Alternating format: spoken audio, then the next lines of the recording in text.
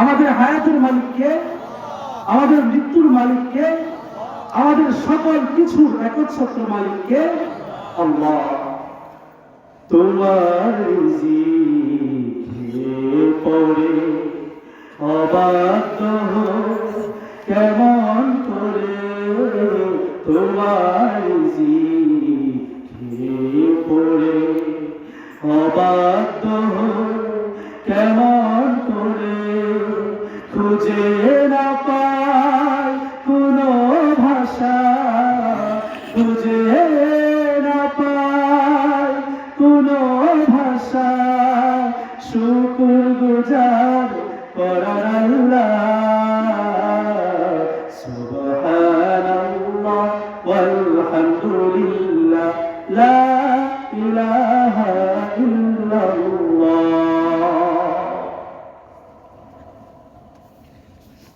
খালিদ ইবনে ওয়ালিদ রাদিয়াল্লাহু তাআলা আনহু মডেল মাদ্রাসা ও কিন্ডারগার্টেন স্কুল শাখার উদ্বোধন উপলক্ষে আয়োজিত ইসলামী সাংস্কৃতিক অনুষ্ঠান ও ওয়াজ মাহফিল উপস্থিত হযরত উলামায়ে কেরাম, বিভিন্ন জায়গা থেকে আগত সম্মানিত দ্বীন দরদি ইসলাম প্রিয় ভাই বন্ধুগণ, সবাইকে আন্তরিক মুবারকবাদ জানিয়ে আল্লাহ জাল্লা শানুর পবিত্র শাহী দরবারে শুকর আদায় করে সকলে মন ভরে বলছি আলহামদুলিল্লাহ। আলহামদুলিল্লাহ।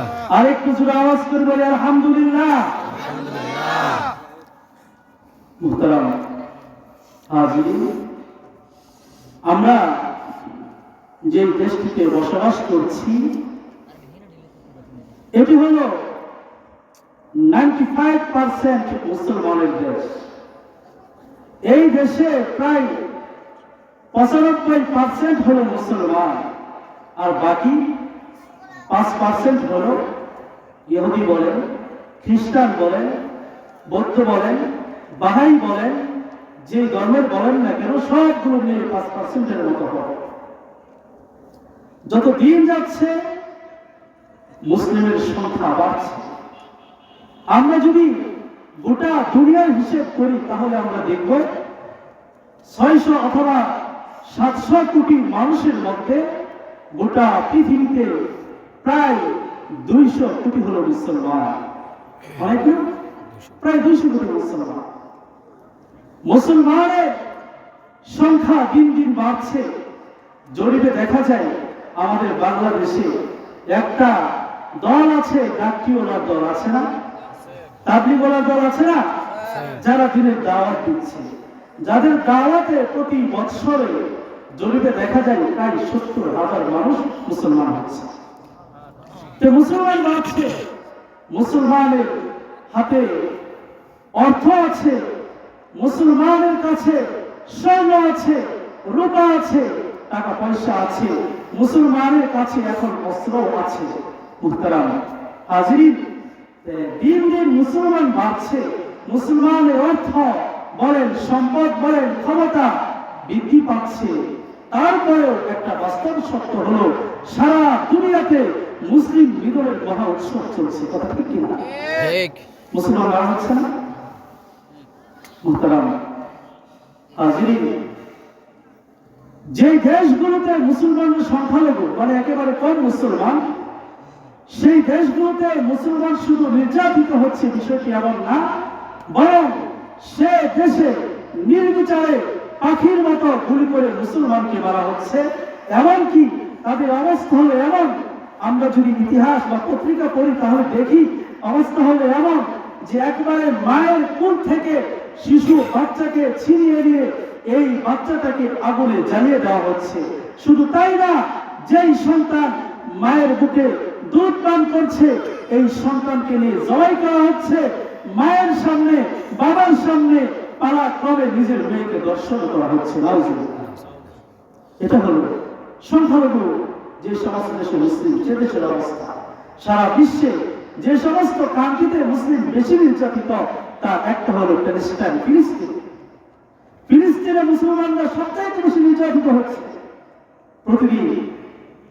এবং ইসরায়েল এমন হামলা করছে যে হামলাগুলোকে দেখা যাচ্ছে এক একটা অঞ্চল ধ্বংস হয়ে যাচ্ছে। এমনকি ইসলাম বিদ্বেষীরা, কাফের বেঈমানেরা, এরা মুসলমানের সবচাইতে প্রিয় স্থান মাসাজিদ গুলোকে ভেঙে গুড়িয়ে দিচ্ছে। মুহতারাম হাজিরিন, এই যে মুসলমানের সংখ্যা এত বেশি হওয়ার পরেও পৃথিবীতে এত নির্যাতিত হচ্ছে মুসলমান, এতটা নিগৃহীত হচ্ছে মুসলমান, এতটা জুলুমের শিকার হচ্ছে মুসলমান, এর পিছনে কারণ কি? আপনারা হয়তো মনে মনে বলছেন যে হুজুর এই বিষয়ে আপনার আগের বক্তব্য আলোচনা করছে আর আপনি একই বিষয়ে আলোচনা শুরু করলেন। আসলে বিষয়টা হলো কি, ধরেন একটি বাড়িতে যদি বিশাল কোনো বড় কোনো সমস্যা হয়, তাহলে সবাই গিয়ে কি করে, যে বড় সমস্যাটা সেটা সমাধান করার চেষ্টা করে, তাই না? নাকি বলে? যখন যে সমস্যার সামনে সেটা নিয়ে সবার আলোচনা করতে হবে। তাহলে গোটা পৃথিবীতে মুসলমানদের কঠিন অবস্থা। যদি বাংলাদেশের কথাই বলি, আমাদের বাংলাদেশ 95% মুসলমান, সে দেশেও কিন্তু মুসলমানের মেয়েরা, মুসলমানের সন্তানেরা স্বাধীনভাবে তাদের ধর্ম পালন করতে পারছে না। স্বাধীনভাবে আপনি ইসলামের কথা বলবেন, ধর্মের কথা বলবেন, আপনাকে জঙ্গিবাদের কথা দিয়ে যার একটা বাংলাদেশের যে মুসলমান নির্যাতিত হচ্ছে, স্বাধীনভাবে তার ধর্ম পালন করতে পারছে না, এর জ্বলন্ত উদাহরণ হলো সেই খাগড়াছড়ির আমার সেই মুসলিম বোন, যে বোন পরীক্ষা দেওয়ার জন্য হিসাব করে গিয়েছিল, ফরজ বিধান পালন করে পরীক্ষা দিতে চেয়েছিল, কিন্তু একটি প্রিন্সিপাল, ওই কলেজের প্রিন্সিপাল তাকে শুধুমাত্র পর্দা করার অপরাধে তার ফরজ বিধান পালন করার জন্য তাকে লাঞ্ছিত করে কলেজ থেকে বের করে দিয়েছে। এটা তো মুসলমানের সন্তান এগুলো করতেছে।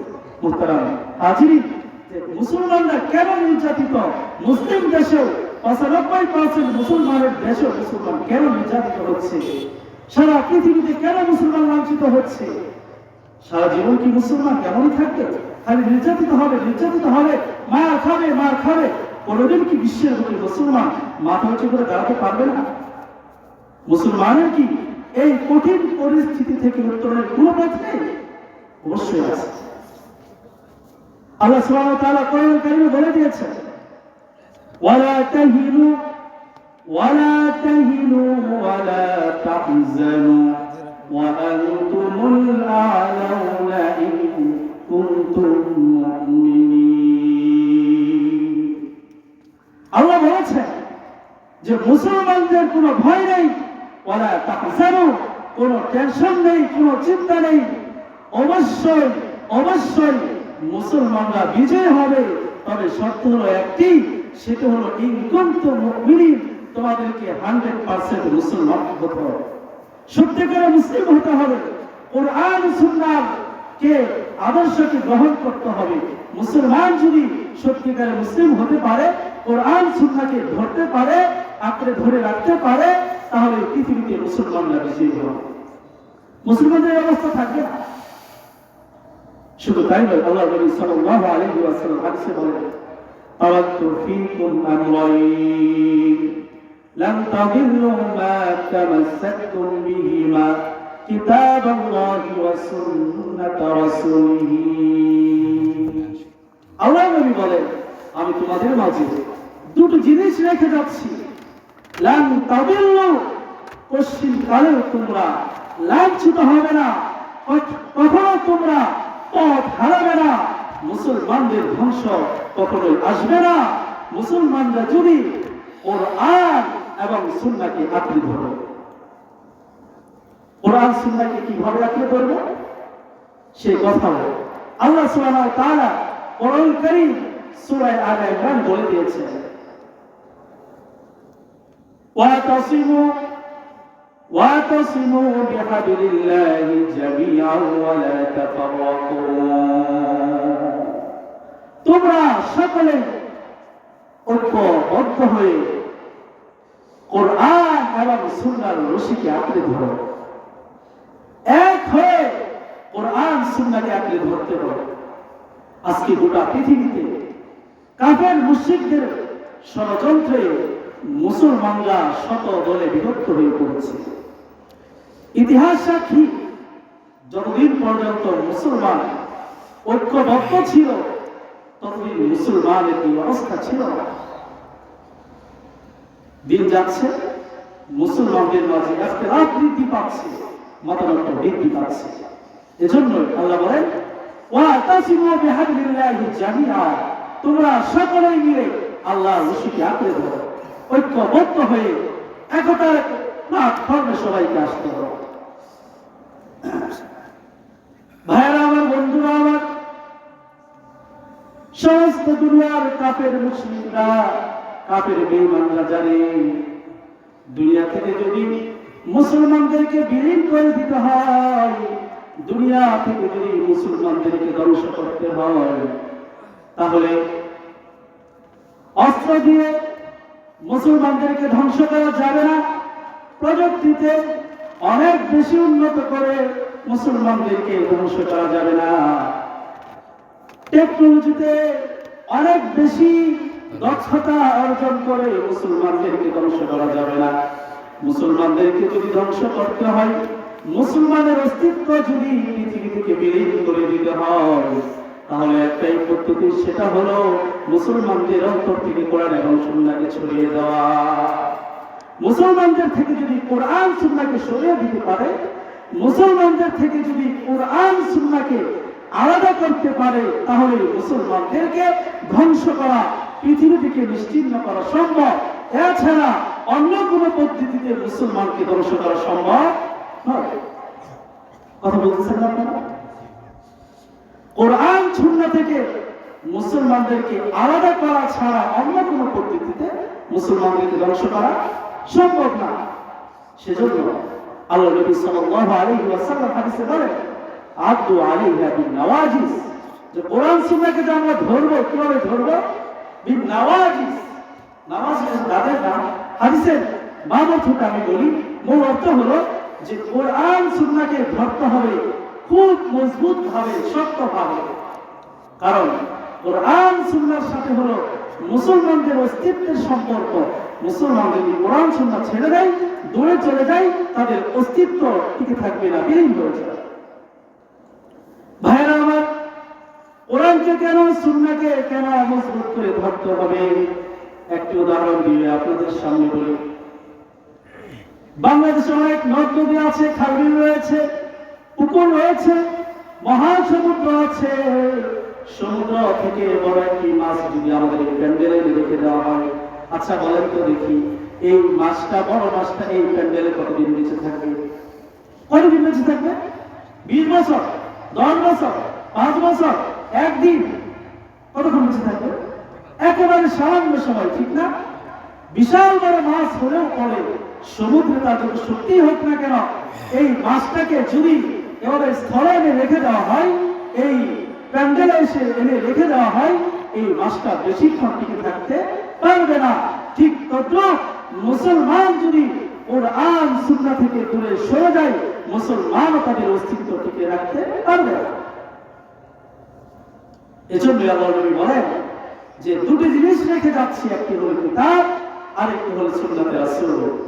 এই সুন্নাতে রাসূল এগুলো যদি মানুষ ছেড়ে দেয়, কিতাবগুলো যদি ছেড়ে দেয়, তাহলে এদের উপরে অবশ্যই কাফেররা চড়া হবে। আমরা কি করবে?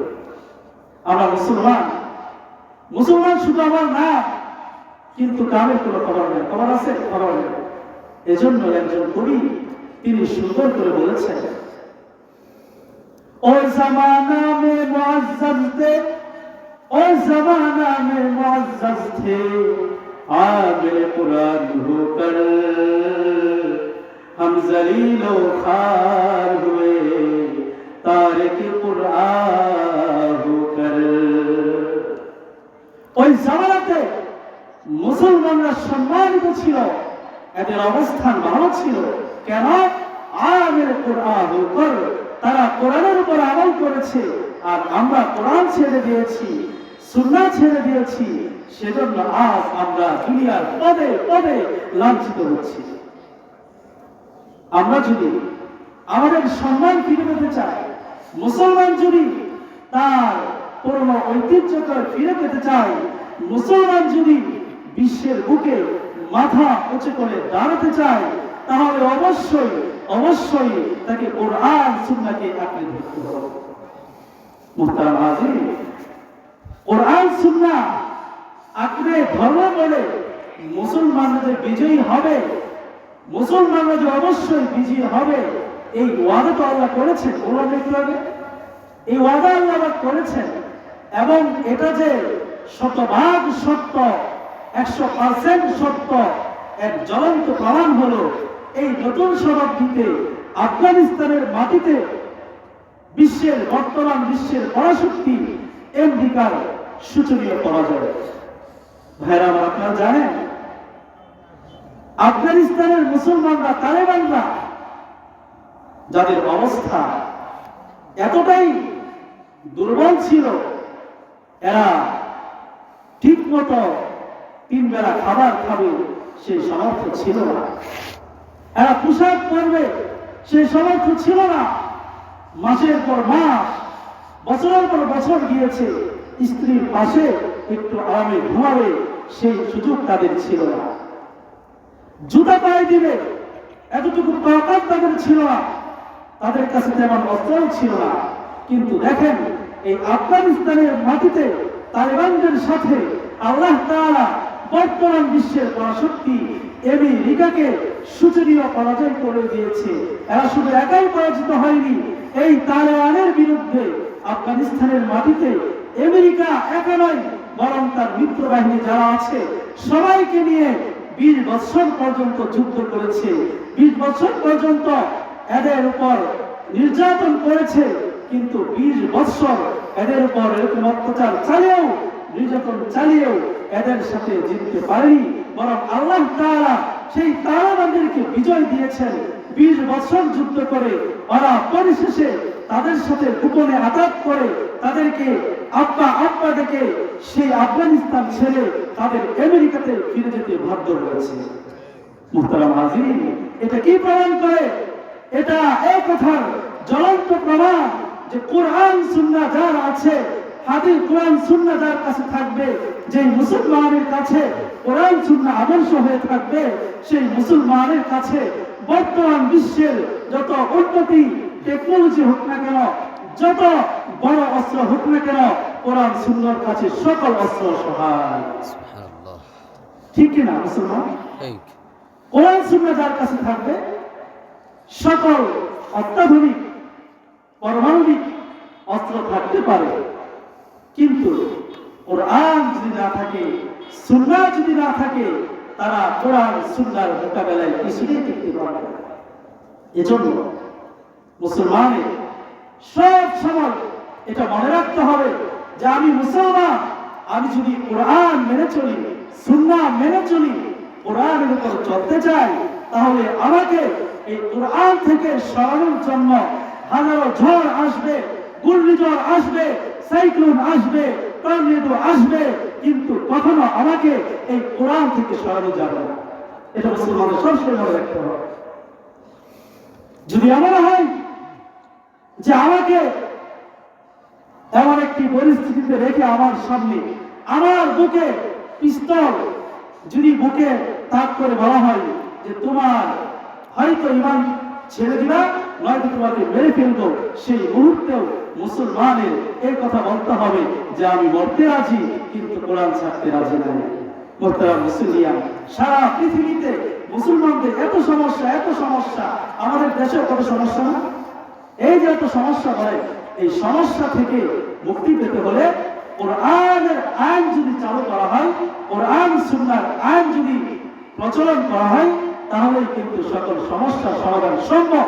কোরআন সুন্নাহর আইন ছাড়া পৃথিবী থেকে আপনি দুর্নীতি বন্ধ করতে পারবেন না, দর্শন বন্ধ করতে পারবেন না, চাঁদাবাজি বন্ধ করতে পারবেন না। পারা যাবে? পারা যাবে না। এজন্য আইনুদ্দিন আল আজাদ রহমাতুল্লাহি আলাইহি তিনি একটি সঙ্গীতের মাধ্যমে বলেছেন, একটু বলি। সমাধান চাও যদি জীবনে মরণে, ফিরে চাও খুঁজে নাও চোখ রাখো কোরআনে। সমাধান চাও যদি জীবনে মরণে, ফিরে চাও খুঁজে নাও চোখ রাখো কোরআনে। তবেই পাবে সুখ শান্তির ঠিকানা, তবেই পাবে সুখ শান্তির ঠিকানা, যদি মেনে নাও তুমি মনে প্রাণে সমাধান। ও সমাধান, এ যে চির অমলান চির মুক্তির ডাক, এ যে মহাবাণী খুদারি কালামে পাক। এই দুনিয়া সেই দুনিয়া, শান্তি পাবে তুমি দু জাহানে। সমাধান এ বাণী সকলে নয় শুধু মুমিনে, যারাই মান যারাই চলবে মেনে ফল পাবে কোরআনে। এ বাণী সকলে নয় শুধু মুমিনে, যারাই চলবে মেনে ফল পাবে কোরআনে। এই দুনিয়া সেই দুনিয়া, শান্তি পাবে তুমি দু জাহানে। সমাধান। এই গজলের রহস্য হলো যে দুনিয়া এবং আখিরাতে মুক্তি পেতে হলে, শান্তি পেতে হলে কোরআনকে ধরতে হবে, সাথে সুন্নাহকে ধরতে হবে। কোরআন সুন্নাহ দুটাকে যদি ধরতে পারি আমরা, আমাদের জীবনে এটা ফিট করতে পারি, আমল করতে পারি, তাহলে দুনিয়া আখিরাতে সফল হওয়া সম্ভব। দুনিয়া আখিরাতে সকল সমস্যার সমাধান হওয়া সম্ভব। মুহতারাম হাজিরিন, যে মুসলমানদের কাছে কোরআন এত দামি, সুন্নাহ এত দামি, সেজন্য মুসলমানকে কোরআন থেকে সরানোর জন্য, সুন্নাহ থেকে সরানোর জন্য দিন যত যাচ্ছে ষড়যন্ত্র তত বৃদ্ধি পাচ্ছে। দিন যাচ্ছে নতুন ষড়যন্ত্র হচ্ছে। মানুষ একটা কথা বলে যে পৃথিবীর দুনিয়ার যত যন্ত্র আছে সকল যন্ত্র নষ্ট হয়। নষ্ট হয় না? এই যে মেশিন নষ্ট হয় না, এগুলো নষ্ট হয় না? নষ্ট হয় তো, কিন্তু একটা যন্ত্র নষ্ট হয় না, সেটার নাম হলো ষড়যন্ত্র।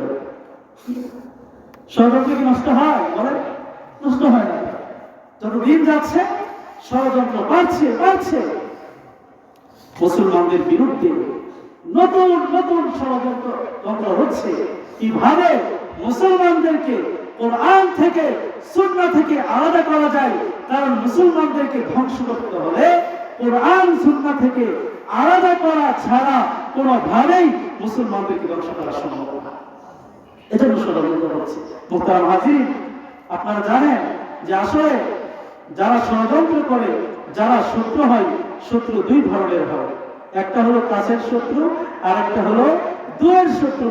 মানুষে বলে কাছের শত্রু আঘাত করে বুকে, আর দূরের শত্রু আঘাত করে পিঠে, ঠিক না? এ কথা বলেন। দূরের শত্রু থেকে নিজেকে বাঁচানো যতটা সহজ, কাছের শত্রু থেকে নিজেকে রক্ষা করা, বাঁচানো ততটা সহজ নয়, ঠিক কিনা? ঠিক না কথা? আজকে আমি আপনাদের খেদমতে এমন কিছু মুসলমানদের শত্রু সম্পর্কে বলতে চাই, যারা আপনারা আমার দূরের শত্রু না, কাছের শত্রু। এরা কারা?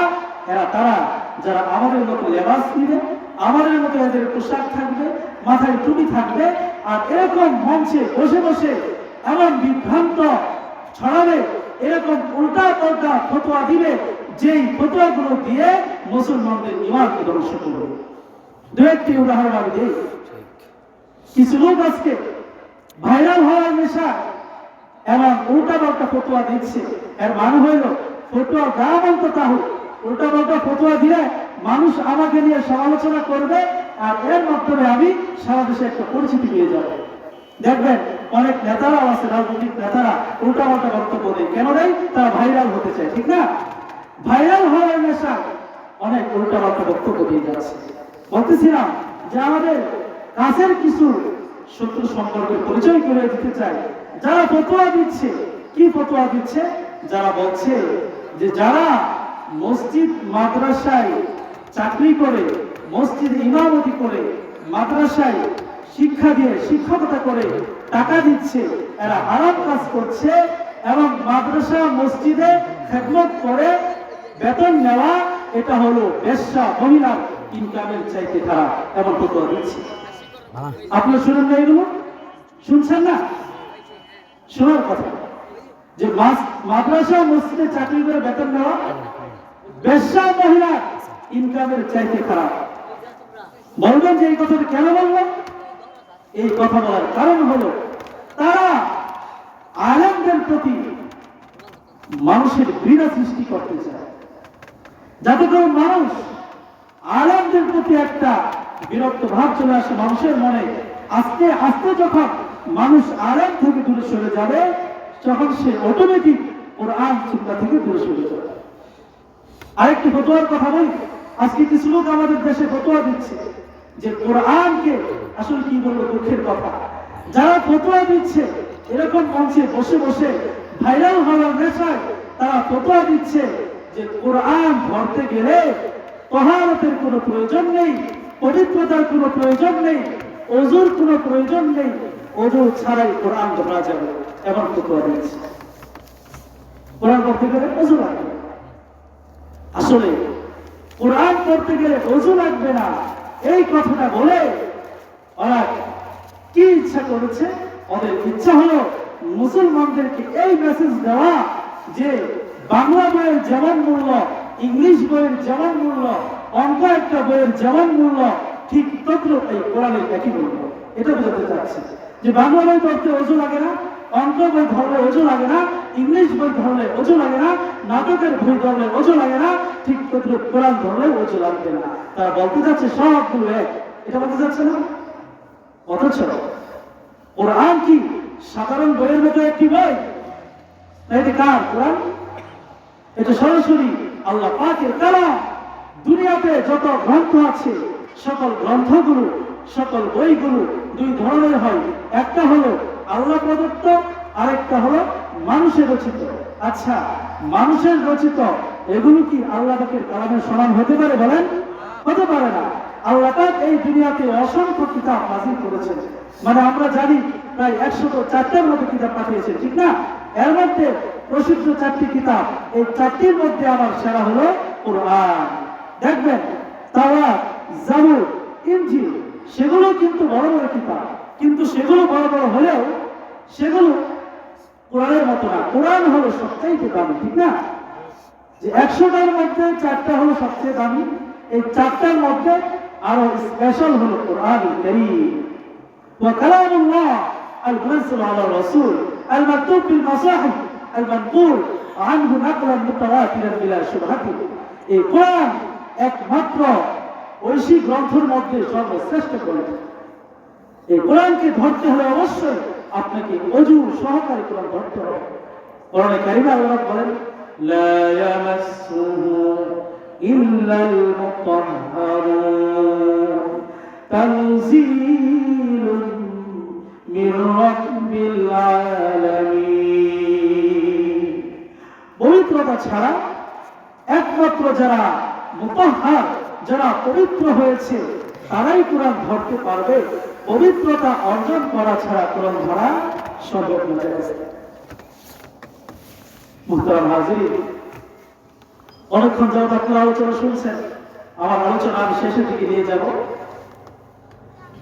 মুহতারাম হাজির, আমি আমার আলোচনা যেখান থেকে শুরু করেছিলাম, বলেছিলাম যে মুসলমানদেরকে ধ্বংস করার জন্য দুনিয়ার কাফের মুশরিকরা তারা বুঝতে পেরেছে যে মুসলমানদেরকে পৃথিবীতে ধ্বংস করতে হলে, এদের অস্তিত্বকে বিলীন করতে হলে একটি মাত্র পথ, সেটা হলো কোরআন থেকে, সুন্নাহ থেকে মুসলমানদেরকে দূরে সরিয়ে দেওয়া।